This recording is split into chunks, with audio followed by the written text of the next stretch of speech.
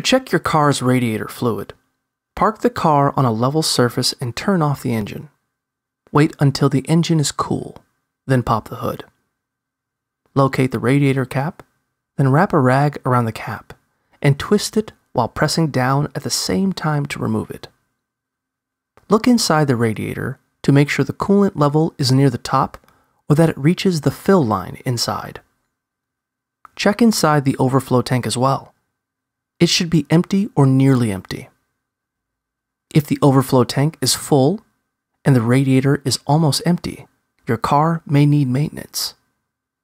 If your radiator is low on coolant, use a funnel to add more either to the overflow tank, if your car has one, or directly to the main radiator reservoir.